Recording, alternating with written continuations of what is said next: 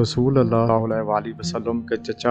ابوجہل صلی اللہ علیہ وآلہ وسلم افسوس کہ نبی صلی اللہ علیہ وسلم کی ہزاروں کوششوں بخاری کی روایت نبی صلی اللہ علیہ وآلہ فرمایا چچا جان پڑھیے لا الہ الا اللہ صلی اللہ علیہ وآلہ وسلم ابو طالب آخری سانس تک بڑی ہی آس و امید کے ساتھ مسلمان ہونے کی تلقین کرتے رہے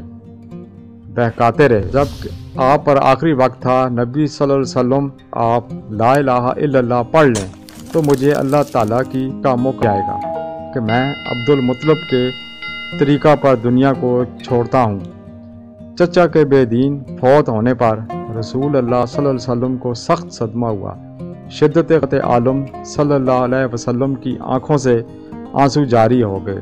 اور زبان اقدس اس وقت تک مغفرت مانگتا رہوں گا جب تک اللہ تعالیٰ مجھ کو اس سے منع نہ کر دے۔ طبقات ابن سعد میں حضرت علی رضی اللہ تعالیٰ عنہ کی روایت ہے کہ میں نے رسول اللہ صلی اللہ علیہ وسلم کو ابو طالب کی وفات کی خبر دی تو نبی صلی اللہ علیہ وسلم زارو قطار رونے لگے اور فرمایا علی جاؤ غسل دے کر کفن پہناؤ۔ اللہ حضرت علی رضی اللہ تعالیٰ عنہ فرماتے ہیں میں نے نبی صلی اللہ علیہ وسلم کے ارشاد کی تکمیل کی، پھر سرور عالم اللہ وآلہ وسلم کئی دن تک باہر نہ نکلے، مغفرت کی دعا کرتے رہے تاکہ جبرائیل علیہ السلام لے کر نازل ہوئے۔